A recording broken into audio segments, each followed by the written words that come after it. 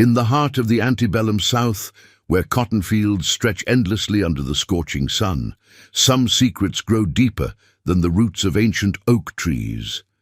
This is a story of power, guilt, and the children who bear the weight of their father's sins.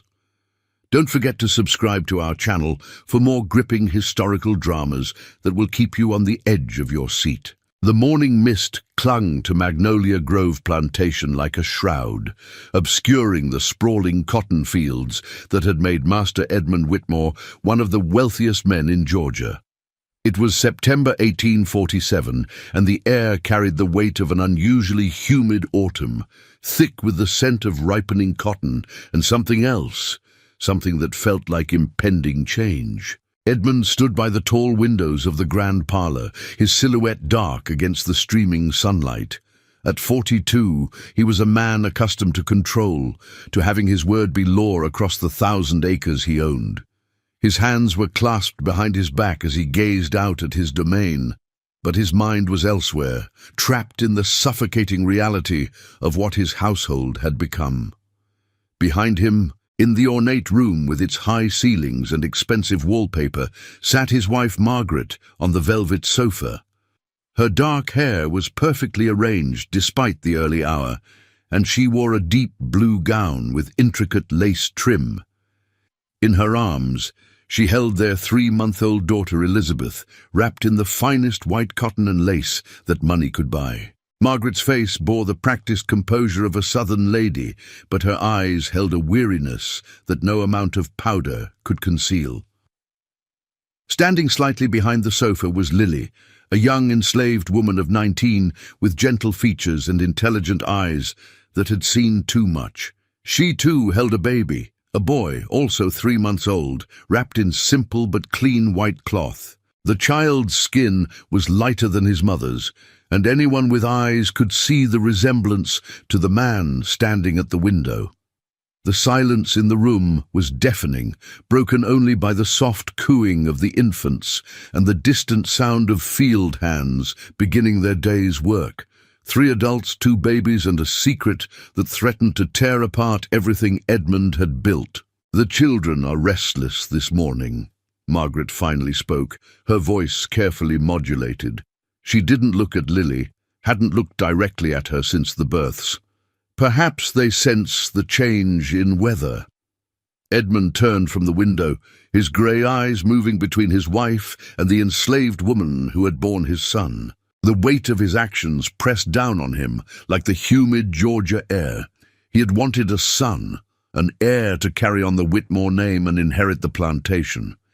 Instead, his legitimate child was a daughter, while his bastard son would grow up in the quarters, forever marked by the circumstances of his birth. "Master Edmund," Lily spoke softly, her voice barely audible, "young Thomas needs—" "Don't!" Edmund's voice cut through the air like a whip. "Don't speak his name in this house." Lily's eyes flashed with a pain so deep it seemed to echo through the ornate room. She adjusted the baby in her arms, and the child, Thomas, gurgled softly, unaware of the tension surrounding him. Margaret's grip tightened on her own child. "Edmund, we need to discuss the arrangements. People are beginning to talk. Mrs. Pemberton mentioned at church last Sunday that she noticed similarities." The word hung in the air like smoke from a dying fire. Similarities, as if the truth could be hidden by careful words and averted gazes. Edmund moved to the mahogany table in the center of the room, where 3 candles flickered in an ornate candelabra. The dancing flames cast shifting shadows on the walls, making the room feel alive with secrets. He picked up a crystal glass from the silver tray, though it was barely past dawn. Too early for whiskey, but not too early for the kind of desperation that drove a man to drink. "The boy will be raised in the quarters," he said finally, his voice hollow. "Lily will continue her duties in the house until Elizabeth is weaned, then she'll return to fieldwork." "And if people ask questions?" Margaret's voice was steady, but Edmund could hear the steel beneath the silk. "Let them ask. A man's business is his own." But even as he spoke the words, Edmund knew they were hollow. in the tight-knit society of the antebellum South. Reputation was everything. A whisper could destroy a man faster than a failed crop, and the evidence of his indiscretion was growing stronger every day as young Thomas developed features that mirrored his own. Lily shifted the baby to her other arm, and for a moment her eyes met Edmund's across the room. In that brief exchange, he saw not just the pain of a mother fearing for her child's future, but something else, a quiet strength that unnerved him.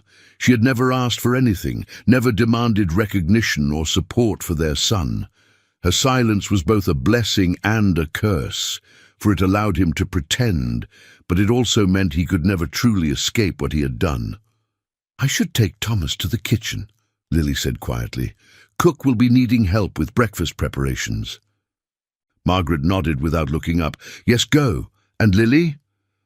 The enslaved woman paused at the doorway. "Remember your place." The words were spoken softly, but they carried the weight of a threat. Lily's shoulders straightened almost imperceptibly before she bowed her head and left the room, taking with her the living reminder of Edmund's shame. As the door closed behind her, Edmund and Margaret were left alone with their legitimate daughter and the suffocating weight of their shared secret. The morning light continued to stream through the tall windows, illuminating the dust motes that danced in the air like tiny spirits, witnesses to the drama unfolding in the grand parlour of Magnolia Grove. "She's getting ideas above her station," Margaret said finally, her voice barely above a whisper. "I can see it in her eyes." Edmund set down his glass without drinking from it. "Lily knows her place." "Does she?" "Because I see the way she looks at that boy, Edmund. Like he's something precious. Like he matters." The words hit Edmund like a physical blow. Because Thomas did matter, in ways that Edmund couldn't admit even to himself. The boy was his son, his blood, his heir in everything but name, and that knowledge was eating him alive.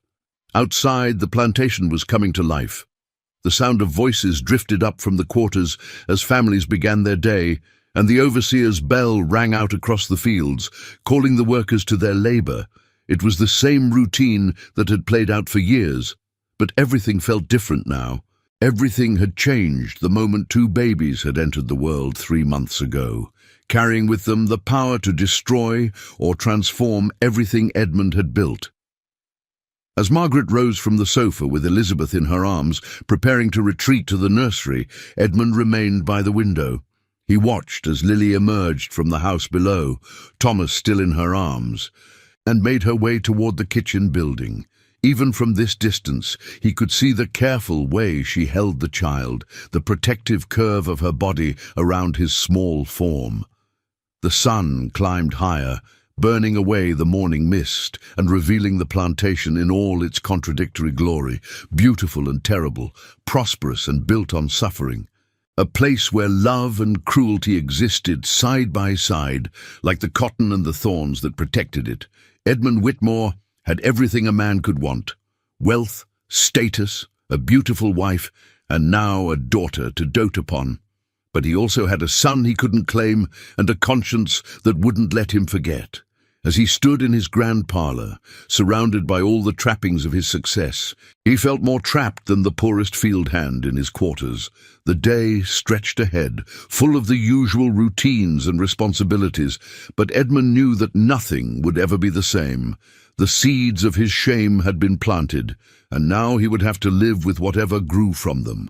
5 years had passed since that humid September morning, and the Georgia sun beat down mercilessly on Magnolia Grove, as it always did in the height of summer.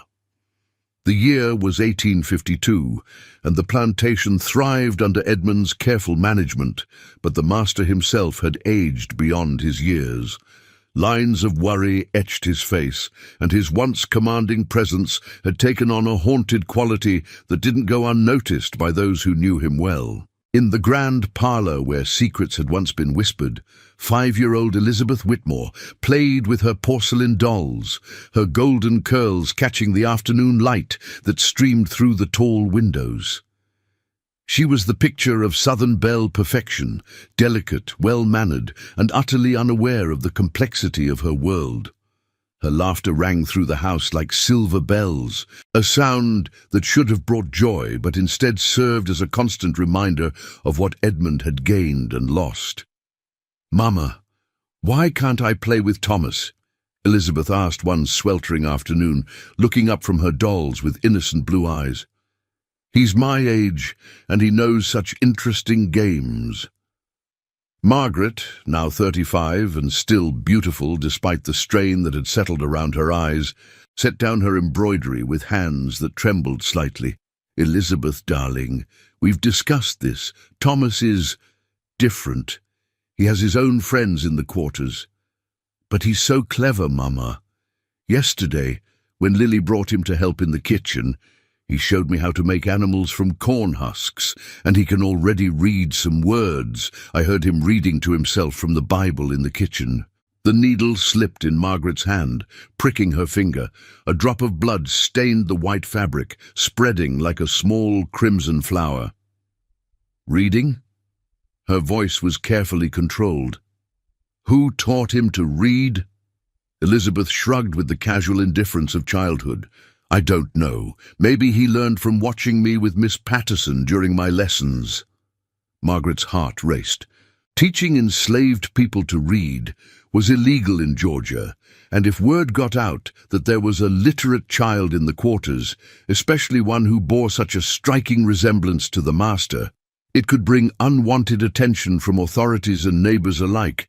That evening, as the family gathered for dinner in the formal dining room, Margaret broached the subject with Edmund. The room was lit by crystal chandeliers, and the table was set with their finest china, but the atmosphere was tense. "Edmund, we have a problem," Margaret began, cutting her roast beef with precise movements. "Elizabeth tells me that the boy, Thomas, can read." Edmund's fork paused halfway to his mouth.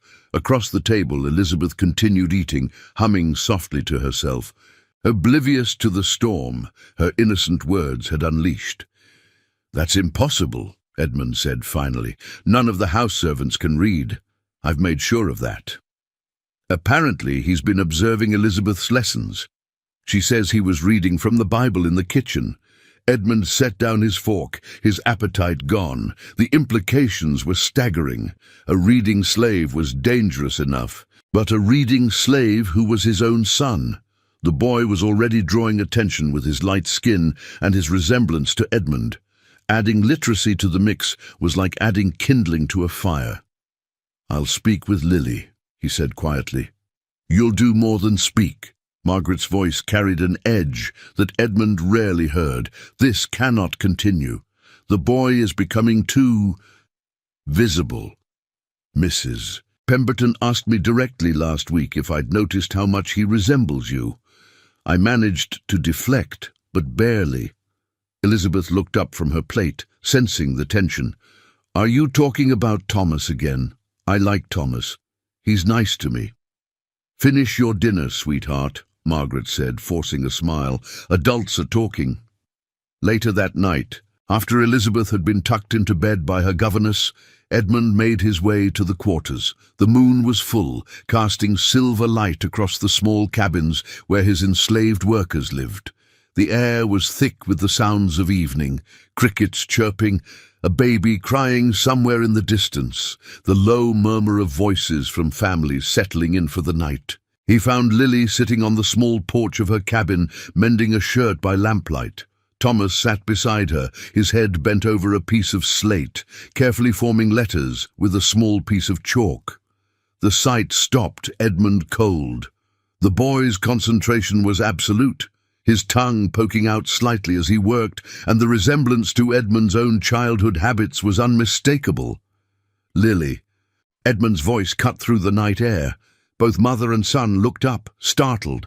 Lily quickly moved to hide the slate, but it was too late. Edmund had seen everything.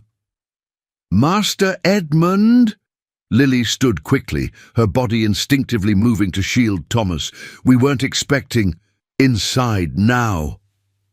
Edmund's voice brooked no argument. The small cabin was sparse but clean, with a bed, a simple table, and a few personal belongings. Thomas stood close to his mother, his dark eyes, so like Edmund's own, watching the master with a mixture of curiosity and wariness. "Where did you get the slate?" Edmund demanded. Lily's chin lifted slightly, a gesture of defiance that was both brave and foolish. "I found it, master, broken piece from the big house. I thought it would do no harm for the boy to learn his letters." "You thought wrong." Edmund's voice was cold, but inside he was fighting a war between anger and something else. Pride, perhaps, at his son's obvious intelligence. "It's against the law, Lily. You know that." "Yes, master, I know." Her voice was steady, but Edmund could see the fear in her eyes, not for herself, but for her son. Thomas stepped forward, his small hand reaching for the slate.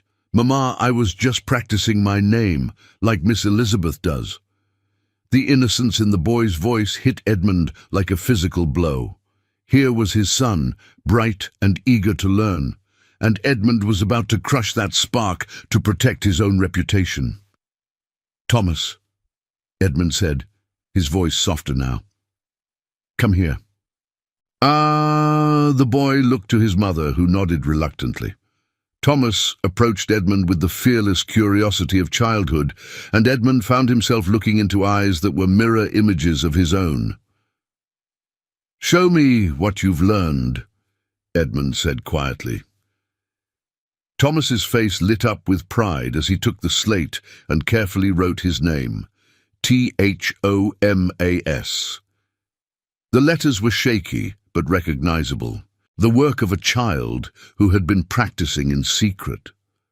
"Very good," Edmund found himself saying. "Who taught you?" "Mama helped, but mostly I watched Miss Elizabeth with her teacher. I hid behind the door sometimes." Thomas looked up at Edmund with complete honesty.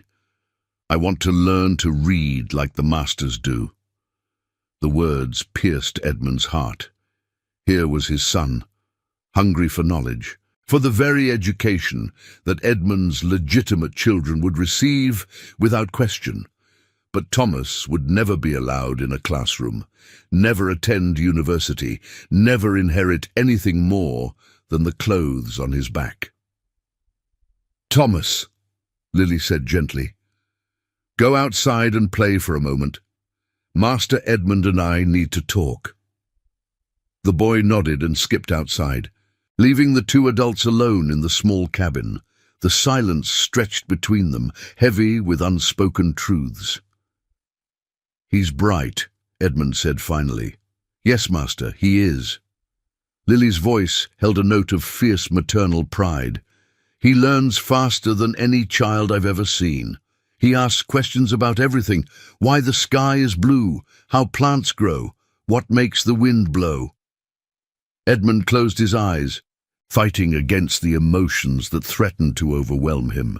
"You have to stop teaching him, Lily. If anyone finds out—" "I know what will happen," Lily interrupted, then caught herself. "Forgive me, master. I didn't mean to speak out of turn." "What will happen, Lily?" Edmund's voice was quiet, dangerous.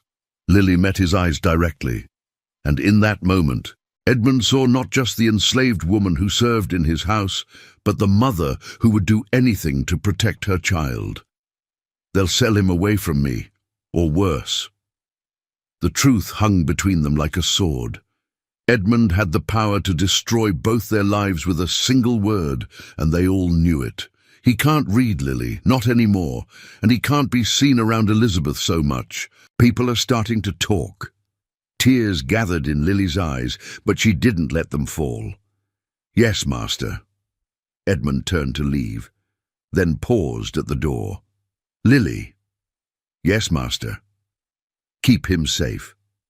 It was the closest thing to an acknowledgement of paternity that Edmund had ever given, and they both knew it.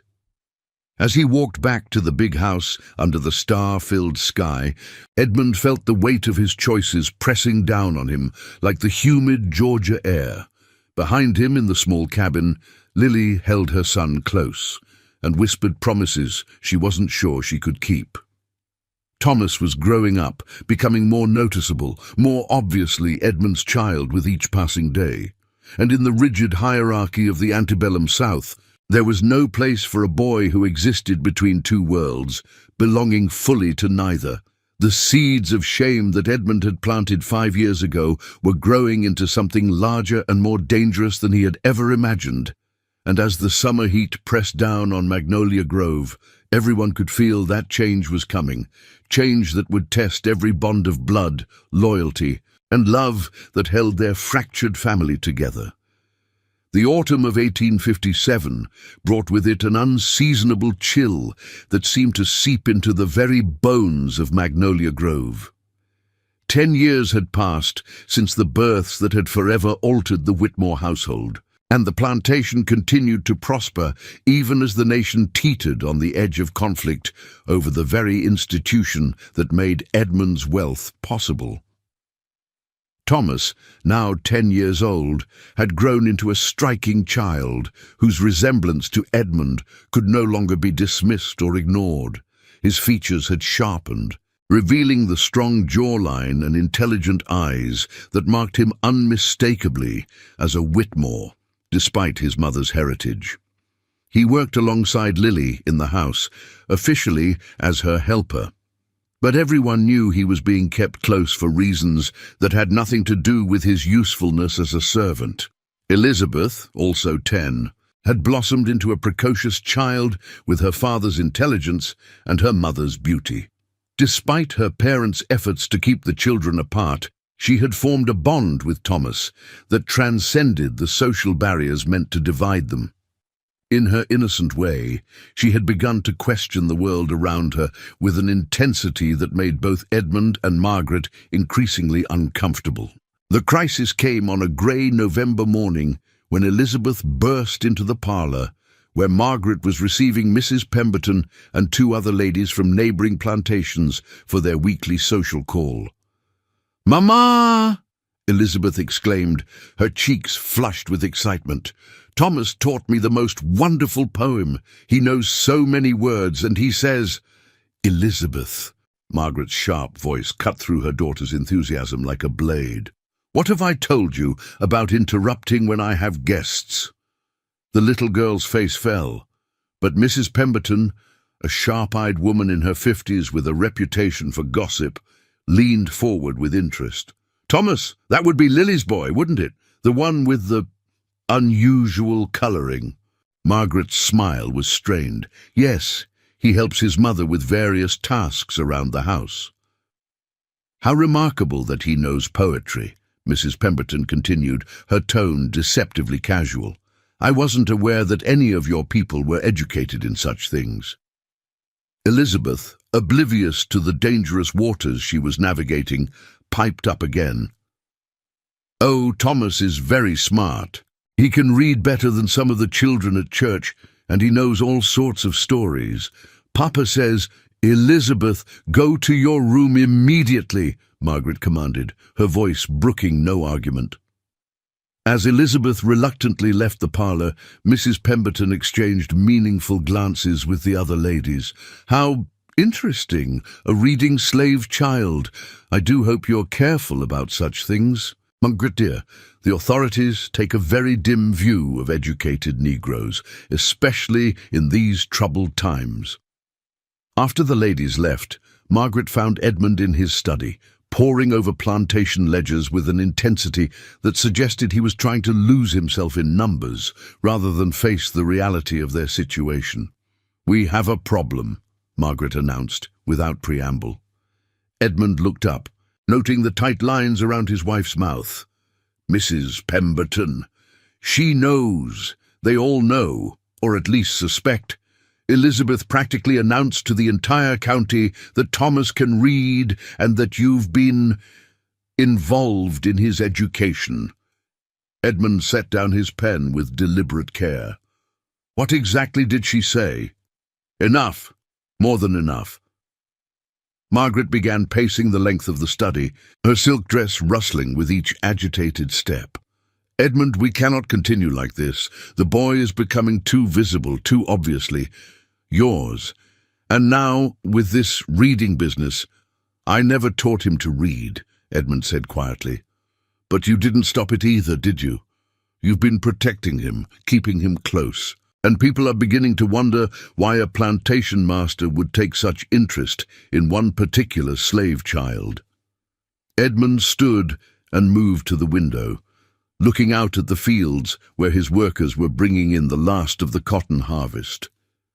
In the distance, he could see Thomas helping to load a wagon, his small frame working alongside the adults with a determination that reminded Edmund painfully of himself at that age. What do you want me to do, Margaret? Sell my own son? The words hung in the air between them, the first time Edmund had ever explicitly acknowledged Thomas's parentage to his wife.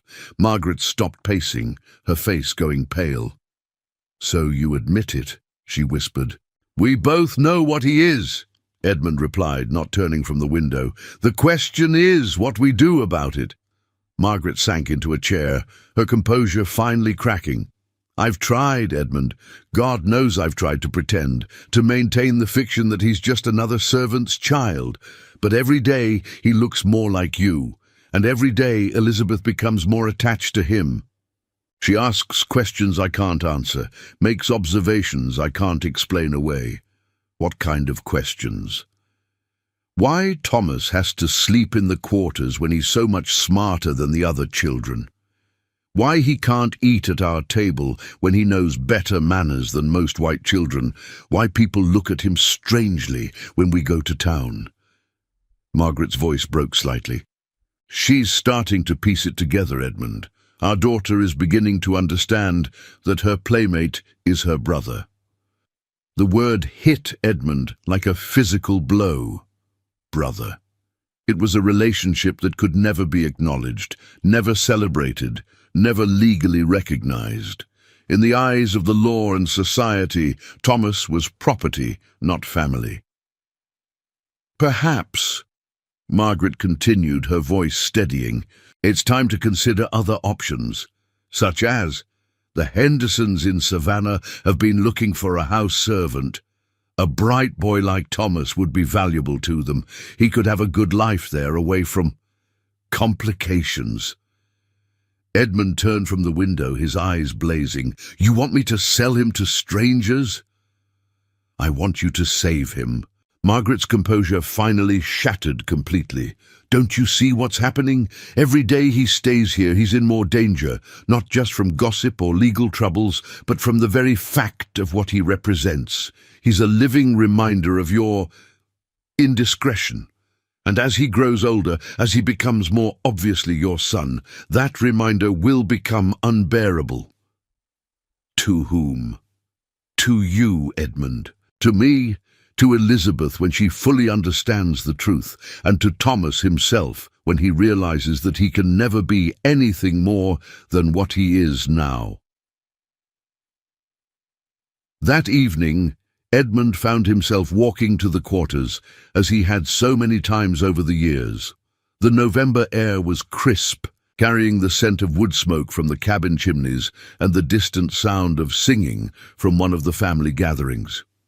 He found Thomas sitting alone on the steps of Lily's cabin, reading by the light of a small oil lamp. The boy looked up as Edmund approached, his face lighting up with a smile that was heartbreakingly familiar. Master Edmund, look, I've been practicing my letters. Thomas held up a piece of paper covered with careful script. Mama says I write almost as well as Miss Elizabeth now. Edmund sat down beside his son, something he had never done before. The gesture felt both natural and revolutionary. What are you reading? The Bible, sir. The story of Moses leading his people out of Egypt. Mama says it's important to know Bible stories.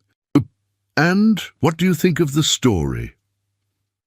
Thomas considered the question with the seriousness that Edmund had come to associate with the boy's approach to everything.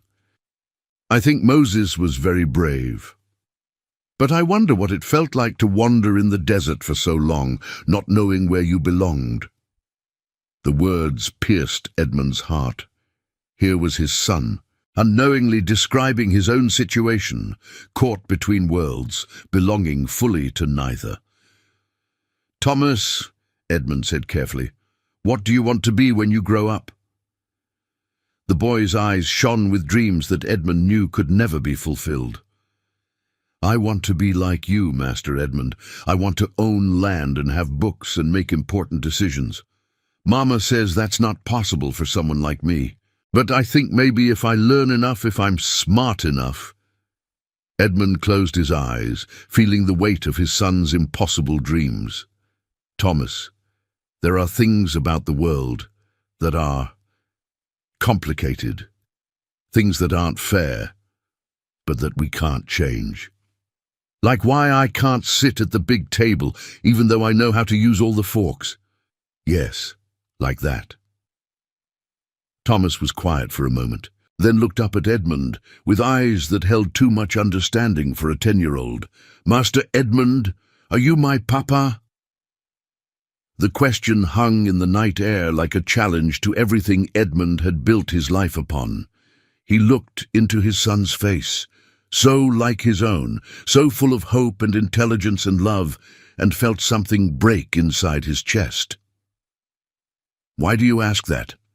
"Because Miss Elizabeth says I look like you, and because you look at me sometimes the way Papa looks at her, and because—" Thomas hesitated, then forged ahead with the fearless honesty of childhood. "Because I feel like you might be, and I want you to be." Edmund reached out and touched his son's face, a gesture of tenderness that he had denied himself for 10 years. "Thomas, there are some truths that are too dangerous to speak aloud, but you can feel them in your heart? Yes, you can feel them in your heart." Thomas smiled, a radiant expression that lit up his entire face. "Then I'll keep the truth in my heart, Papa, where it's safe." As Edmund walked back to the big house that night, he carried with him the weight of his son's love, and the terrible knowledge that love alone might not be enough to protect the boy from the world they lived in. The autumn wind whispered through the trees, carrying with it the promise of winter and the certainty that change was coming to Magnolia Grove. Change that would test every bond of blood and love that held their fractured family together. Behind him, in the small cabin, Lily held her son close and listened as he whispered about the conversation with his father. She knew, as only a mother could, that their time of relative safety was coming to an end. The boy was growing up, becoming more dangerous to Edmund's reputation with each passing day, and in the harsh reality of the antebellum South, love was often not enough to overcome the brutal mathematics of survival. The spring of 1858 arrived with an unusual violence, bringing torrential rains that turned the red Georgia clay into rivers of mud and seemed to wash away the last vestiges of the old order. The nation was fracturing along the lines of slavery and freedom, and even in the insulated world of Magnolia Grove, the tremors of coming change could be felt. Edmund stood in his study on a rain-soaked April morning, reading a letter that had arrived with the dawn. The paper trembled in his hands as he absorbed its contents. A formal inquiry from the county sheriff about reports of an educated Negro child on his plantation. Someone had finally made an official complaint, and Edmund knew without doubt who that someone was. "Margaret!" he called, his voice carrying a note of urgency that brought his wife running. She appeared in the doorway, her face already pale with apprehension.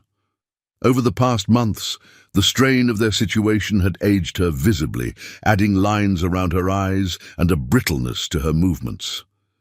"What is it?" Edmund handed her the letter without a word. As she read, he watched the color drain completely from her face. "Mrs. Pemberton," she whispered. "She's finally done it."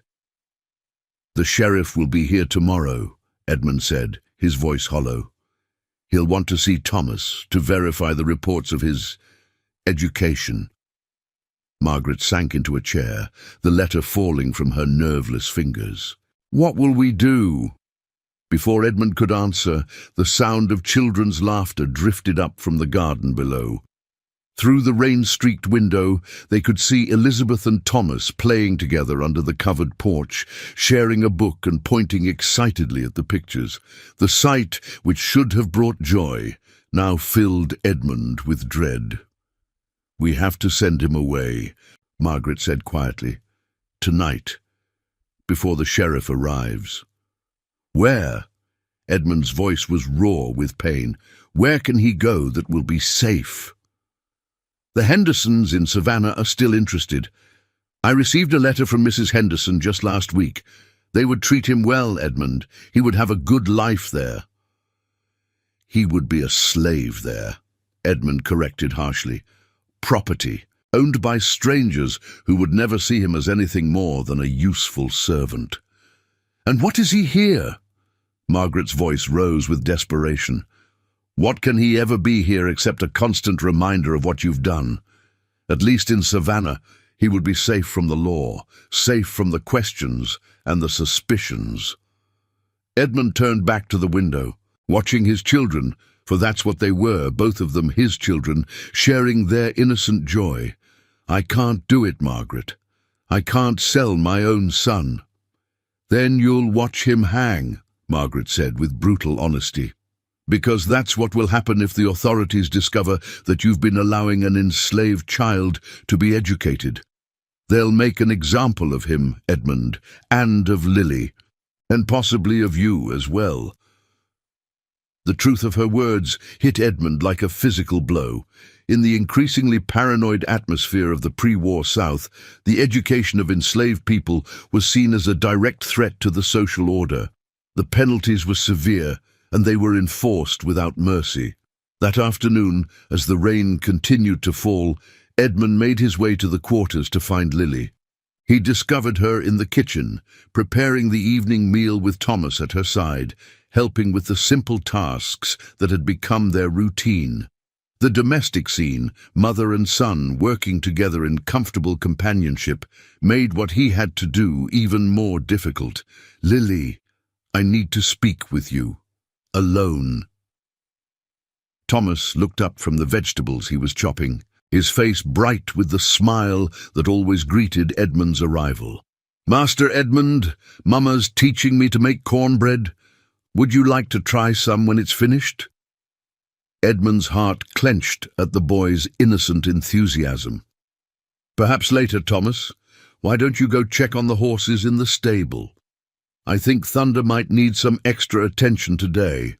Thomas nodded eagerly and scampered off, leaving Edmund alone with Lily. She continued her work for a moment, but he could see the tension in her shoulders, the way her hands moved with forced steadiness.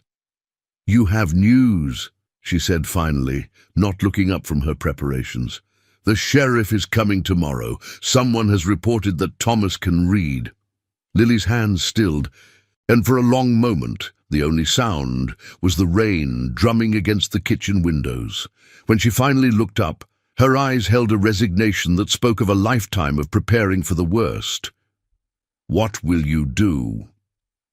Edmund had rehearsed this conversation in his mind a dozen times, but now that the moment had arrived, the words stuck in his throat.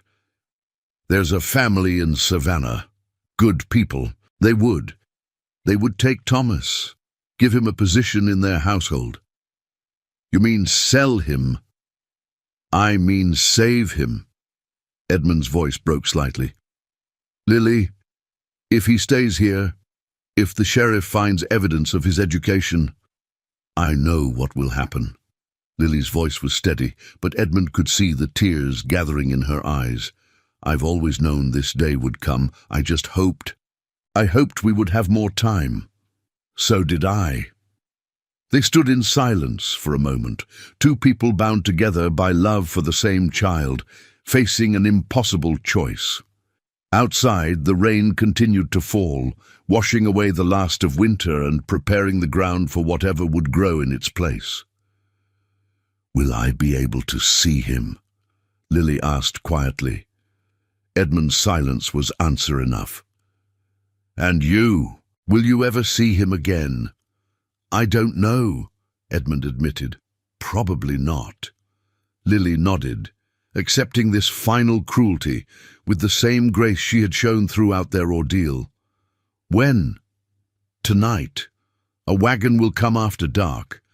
It's better if he doesn't know where he's going until he's already gone. You want me to lie to my son. I want you to protect him from a truth that would only cause him pain." That evening, as the household settled into its nighttime routine, Edmund found himself in the parlour with Elizabeth, reading her a bedtime story, as he had done countless times before. But tonight, the familiar ritual felt hollow, weighted with the knowledge of what was about to happen. "Papa," Elizabeth said as he closed the book, "why does Thomas have to work in the quarters? Why can't he live in the big house like us?" Edmund's heart ached at his daughter's innocent question. "Because that's the way the world works, sweetheart. There are rules that we have to follow, even when we don't like them. But the rules aren't fair, are they? Thomas is just as smart as me, smarter even. He knows more stories and can solve harder problems." "No," Edmund said quietly, "the rules aren't fair." Elizabeth was quiet for a moment, then looked up at her father with eyes that held too much understanding for an 11-year-old. "Papa, is Thomas my brother?" The question hit Edmund like a thunderbolt. He stared at his daughter, seeing in her face the same intelligence that had made Thomas so remarkable, the same ability to see through the lies and pretenses that adults used to shield children from uncomfortable truths. "Why would you ask that?" "Because he looks like you. And because you look at him the way you look at me sometimes. And because—" She hesitated, then forged ahead with the fearless honesty of childhood. "Because I love him like I think I would love a brother." Edmund pulled his daughter close, feeling the weight of all the secrets and lies that had shaped their lives. "Elizabeth, there are some things in this world that are too complicated for children to understand. I'm not a child anymore, Papa. I'm 11, and I can see things." "What do you see?" "I see that you love Thomas, and I see that it makes you sad because you can't show it the way you show your love for me." Edmund closed his eyes, overwhelmed by his daughter's perception and compassion. "You're right. I do love Thomas. But that love, it's dangerous, Elizabeth, for him and for us. Because he's a slave. Because the world we live in doesn't allow for certain kinds of love." Elizabeth was quiet for a long moment, processing this information with the seriousness that Edmund had come to expect from her. "Papa, if you could change the world, would you?" "Yes," Edmund said without hesitation, "I would change everything." Later that night, as the rain finally began to subside, Edmund stood at his bedroom window and watched as a covered wagon made its way down the muddy road toward the quarters. His heart felt as if it were being torn from his chest as he saw Lily emerge from her cabin with Thomas, the boy still sleepy and confused about the late-night journey. From his window, Edmund could see the moment when Thomas realized what was happening. The boy's small figure went rigid, and even from a distance, Edmund could hear his cries of protest. He watched as Lily knelt down and spoke to her son, her hands gentle on his face, trying to comfort him even as her own heart was breaking. Then Thomas broke away from his mother and ran toward the big house, his small legs carrying him as fast as they could through the mud and darkness. Edmund's breath caught as he realized the boy was coming to him, seeking the protection that Edmund had always provided but could no longer give. Edmund ran from his room and down the stairs, reaching the front door just as Thomas burst through it, his clothes muddy and his face streaked with tears. "Papa!" Thomas cried, throwing himself into Edmund's arms. "Please don't send me away. I'll be good, I promise.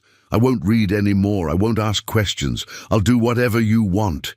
Edmund held his son close, feeling the boy's small body trembling with fear and desperation.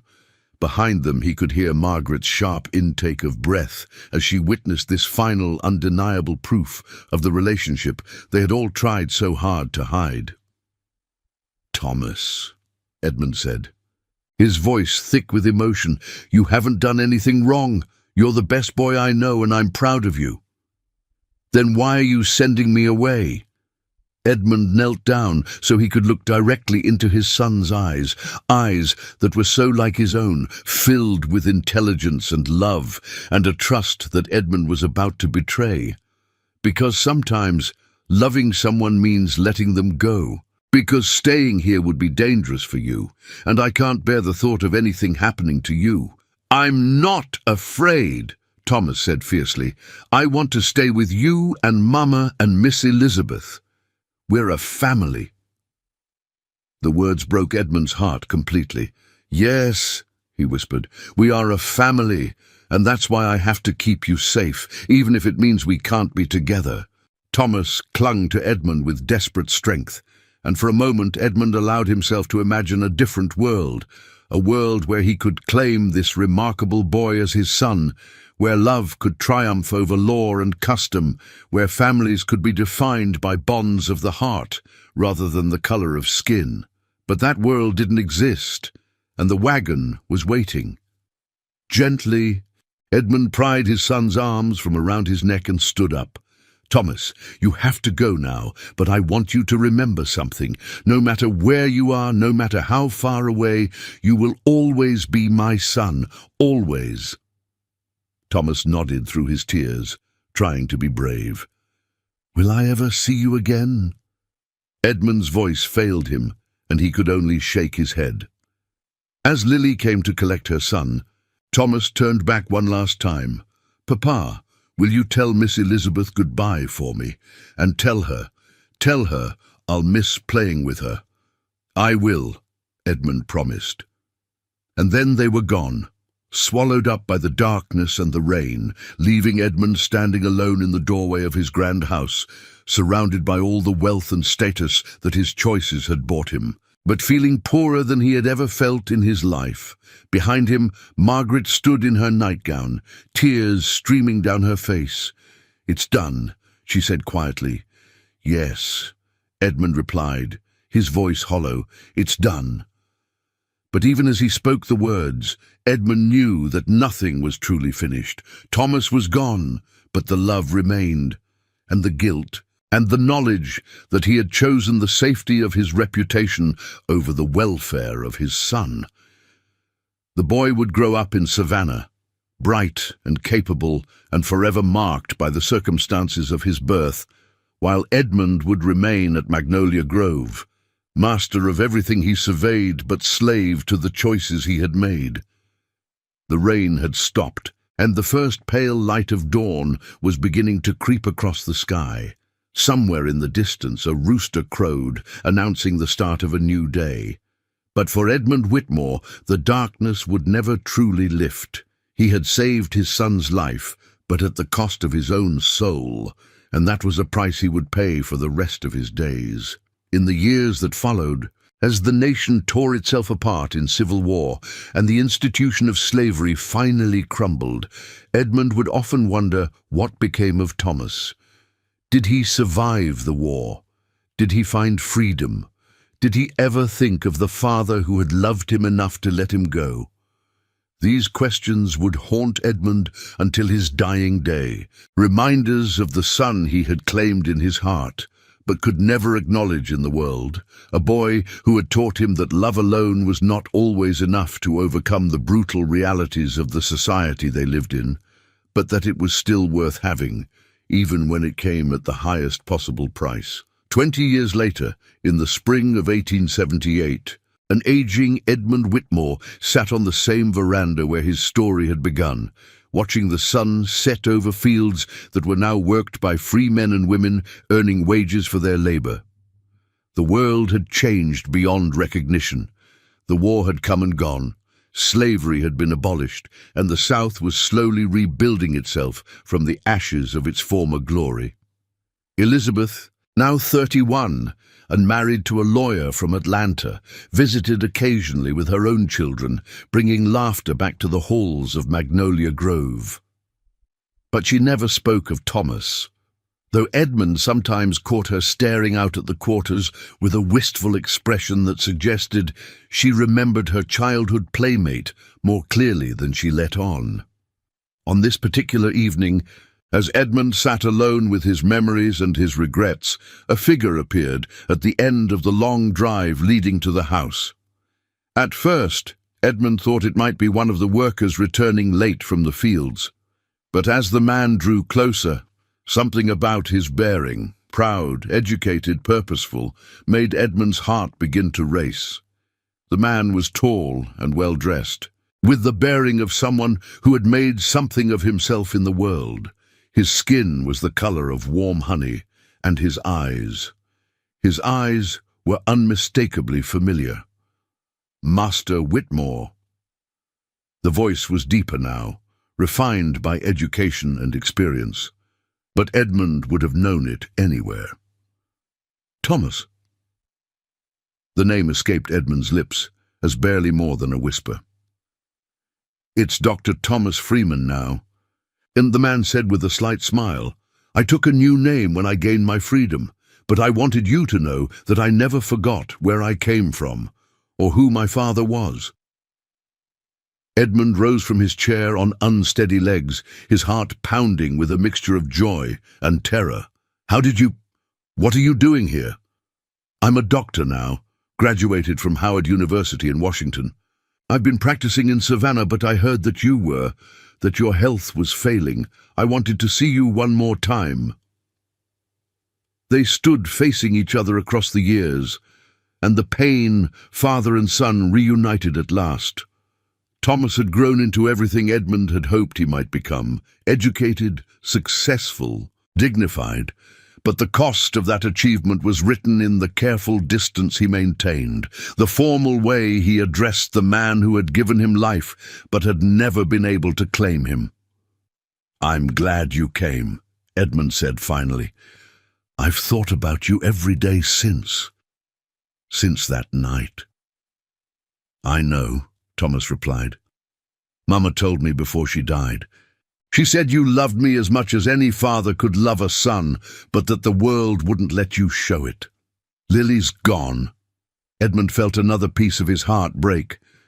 3 years ago, peacefully in her sleep, she lived to see freedom come, and she lived to see me become a doctor.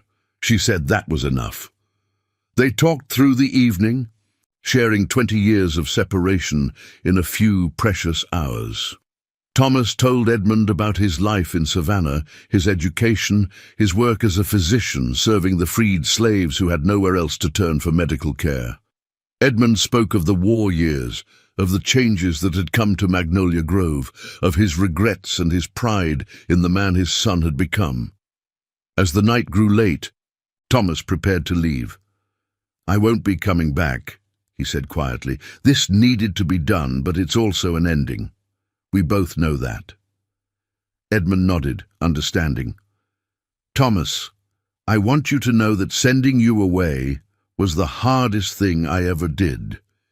But seeing what you've become, knowing that you're free and educated and making a difference in the world, I think maybe it was the right choice after all. Thomas studied his father's face for a long moment, then reached into his coat and pulled out a small, worn piece of slate, the same one Edmund had seen him practicing his letters on all those years ago. I kept this, Thomas said, to remind me that knowledge is power, and that power can be used to change the world. You gave me that gift, even if you couldn't give me your name. As Thomas walked away into the darkness, Edmund called after him one last time. I'm proud of you, son. I've always been proud of you. Thomas paused at the edge of the porch light, and for a moment the careful distance fell away. I know, Papa. I've always known. And then he was gone, leaving Edmund alone with his memories and the knowledge that love, even when it couldn't conquer all, could still create something beautiful and lasting in the world. Edmund Whitmore died 6 months later, taking with him the secrets and sorrows of a life lived in the shadow of an unjust system. But somewhere in Georgia, Dr. Thomas Freeman continued his work, healing the sick and fighting for justice. Carrying within him the best of both his parents, his mother's strength and his father's intelligence, tempered by the hard-won wisdom that comes from surviving in a world that tried to deny your very humanity. The plantation master had wanted a son to carry on his name and inherit his wealth. Instead, he had given the world something far more valuable, a man who understood that true inheritance isn't measured in land or money, but in the courage to use your gifts to make the world a better place than you found it. Thank you for joining us on this emotional journey through one of America's most complex and painful chapters. If this story moved you, please subscribe to our channel for more powerful historical dramas that explore the human cost of our nation's past. Share your thoughts in the comments below, and remember, understanding our history, however difficult, is the first step toward building a more just future. The shadows of the past may be long, but they cannot extinguish the light of hope, love, and redemption that lives in the human heart.